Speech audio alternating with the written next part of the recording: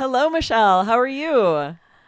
I'm doing well, Aubrey. I'm so happy that I am hanging out with you on IELTS today. How are Yes, I'm you? excited to have you here on IELTS Listeners. If you Yeah. guys listen to All Ears English, you're very familiar with Michelle's voice as a co-host of that podcast or Business English.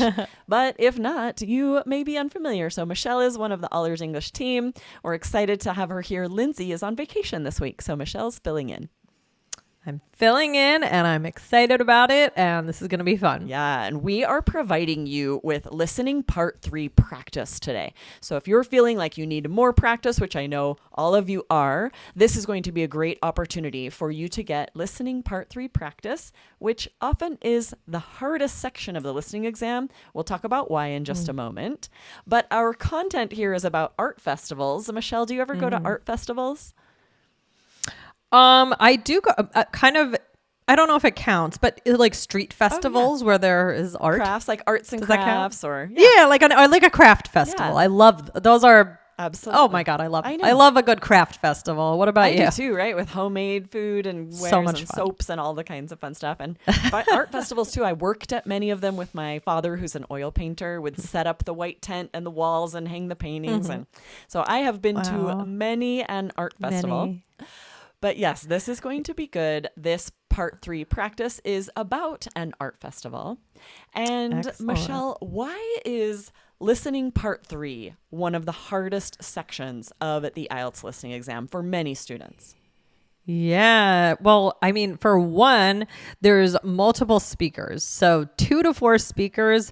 So that can be really tough to track the different voices. Exactly. For a lot of listening, it's a monologue. It's one person speaking. But here there are multiple voices, and IELTS will expect you to be able to keep track of who is who. You'll have to choose the name of who said what, and that is difficult to do. Yeah. And also, it's usually it's an academic conversation. So it's a little bit more dry. It's not quite as entertaining. Exactly. It's going to be something that you might hear in a college class or lecture. It's not going to be a super fun, engaging conversation. So you'll have to listen closely, keep yourself from getting too bored and letting your mind wander. And you'll also be asked to identify specific facts, opinions, attitudes that are said in this exchange between speakers. So it's not just tracking, what is said, but who said what. That's very tricky. Yeah, that is tough. And so common question types for this include multiple choice, completion, so notes, tables, flowcharts, and matching. Exactly. So what we're providing today are multiple choice questions, but there could be fill in the blank, table completion. As you know, you're all familiar with these, and the same strategies will apply no matter the activity. Rarely are the exact words in the questions heard in the audio. So you need to listen for synonyms, paraphrases in order to get these answers correct. Yeah. So let's talk about some strategies to use.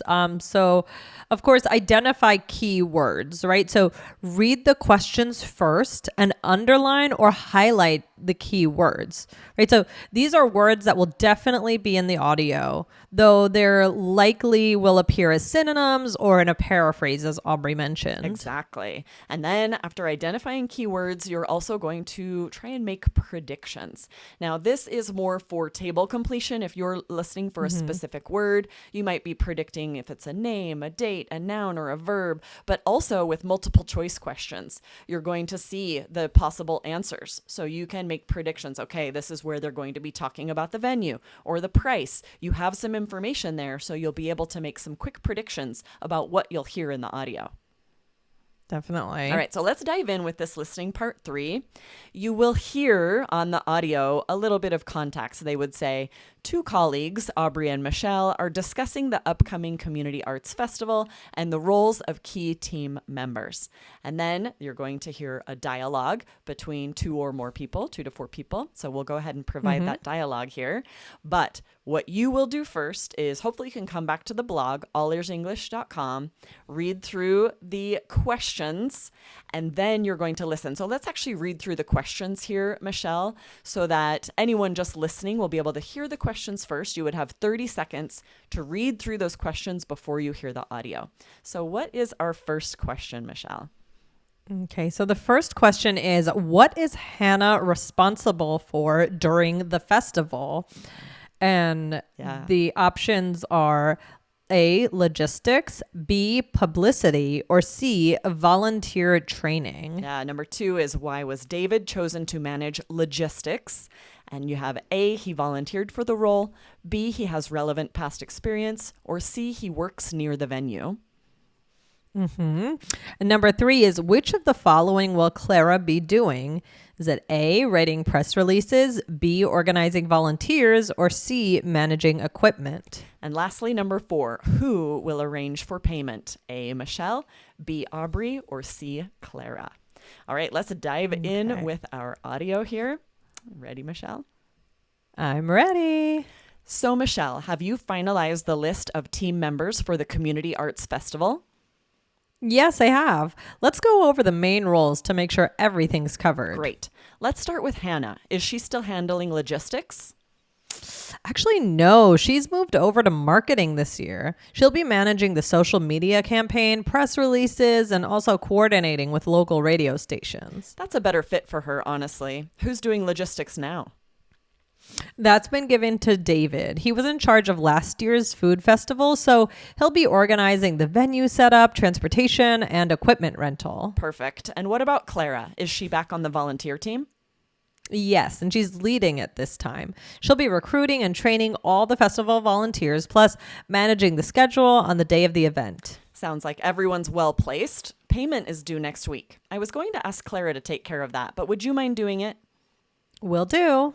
All right, awesome. So that is your audio for these questions. We're going to take a quick break and we'll come back and walk through how you would find these correct answers. All right, Michelle, we are back and we would see the instructions, choose the correct letter A, B, or C. So let's go through these. That first question was, what is Hannah responsible for during the festival? And this is a little bit tricky. You had the options logistics, publicity, and volunteer training.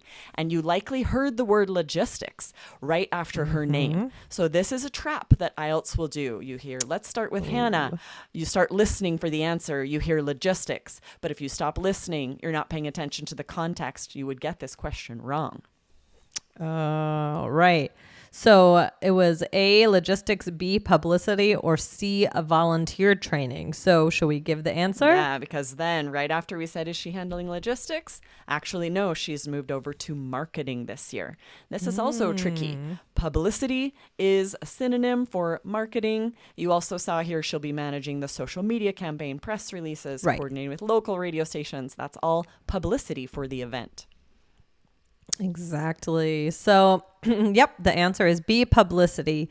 So number 2, let's move on to that. So that was, why was David chosen to manage logistics?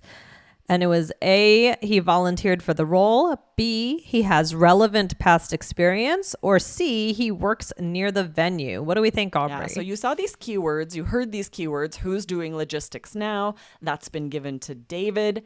So then you would want to start listening. Okay, why? We're looking for why was he chosen to manage logistics? And the answers are usually near the keywords, so it's probably going to come right away. And they said he was in charge of last year's food festival. So this is a paraphrase for he has relevant past experience. The other thing that's helpful here is you don't hear anything in the audio about these other two. Him volunteering for the role or working near the venue is not mentioned at all. So though this is a little bit of a difficult paraphrase, it is helpful a little bit that these other two aren't in the audio. Right. Exactly. That makes sense. Yes. So, Aubrey, what was number 3, the question? Right, number 3, which of the following will Clara be doing? A, writing press releases, B, organizing volunteers, or C, managing equipment.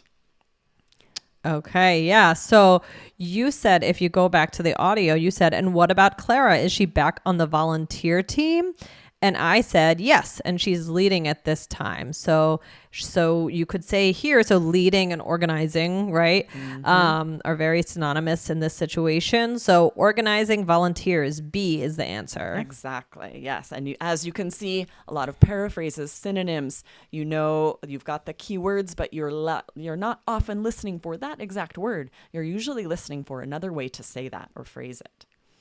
All right. Number 4, who will arrange for payment? Was it A, Michelle, B, Aubrey, or C, Clara? Yeah, this was interesting because actually the answer is A, Michelle.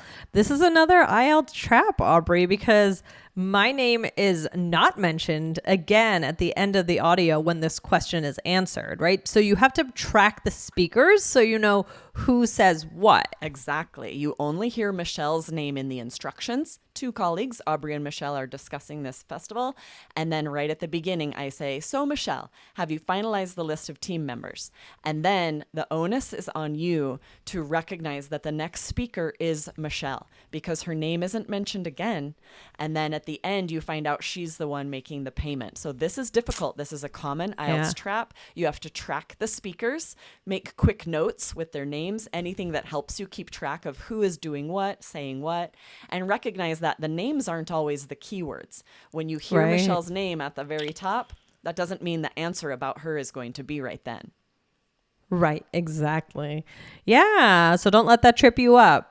Yes, and we want to share a recent episode where we also provided some IELTS listening practice, but for part 2, episode 1519. Scroll up if you missed it. Avoid IELTS traps with this listening part 2 practice. We dove more into a lot of the common pitfalls, the tricks and traps that test writers use to trick you on listening part 2. We shared a couple today as well.